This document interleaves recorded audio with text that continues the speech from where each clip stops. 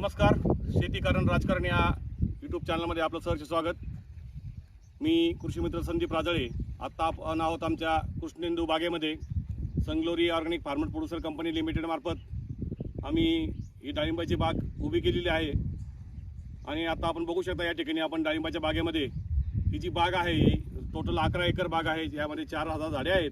आपल्याला ही बाग उन्हाळ्यामध्ये लेट आंबे बागामध्ये पकडायचा आहे। तोपर्यंत आपण याच्यामध्ये उन्हाळी कांद्याचं रोप आपण या ठिकाणी बी पेरलेलं आहे। हा एक नवीन प्रयोग केलेला आहे।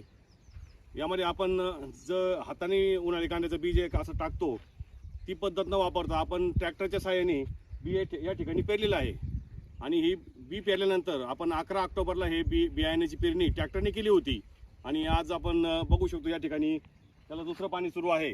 11 ऑक्टोबरला आपण बियाणे टाकल्यानंतर याची उगवण 16-17 ऑक्टोबरला झाली होती। आणि आपण बी पेरताना देखील जो व्हिडिओ काढला होता तो पण मी तुम्हाला या ठिकाणी या व्हिडिओमध्ये शेअर करत आहे।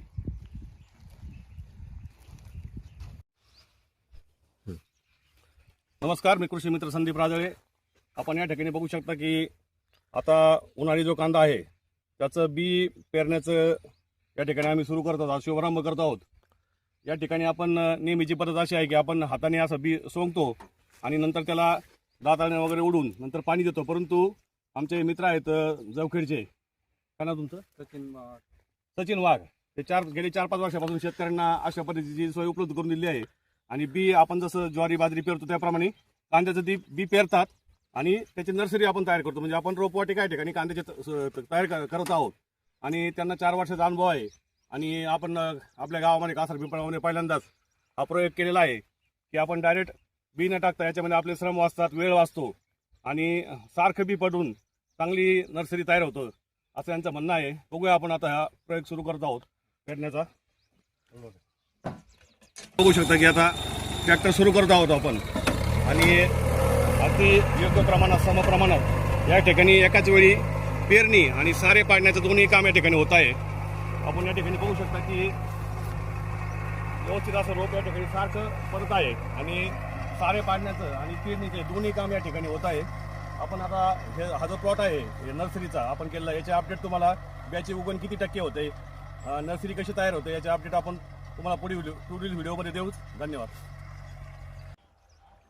या ठिकाणी आपण बघू शकता की आपण जे उन्हाळी कांदा लागवडीसाठी जे बी आपण हाताने टाकतो त्याऐवजी आपण ट्रॅक्टरने पेरणी केलेली आहे। आणि या ठिकाणी बियाण्याची उगवण एकसारखी झालेली दिसते आपल्याला।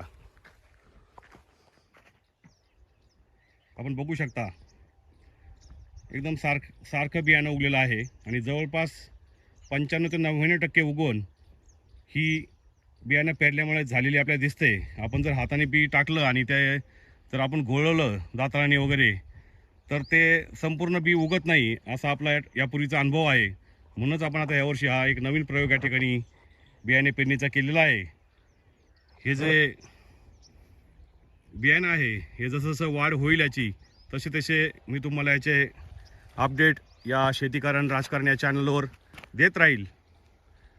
ज्यावेळी आपल्याला लागवड करायची त्यावेळी देखील आपण हा व्हिडिओ तुम्हाला दाखवू लागवडीचा।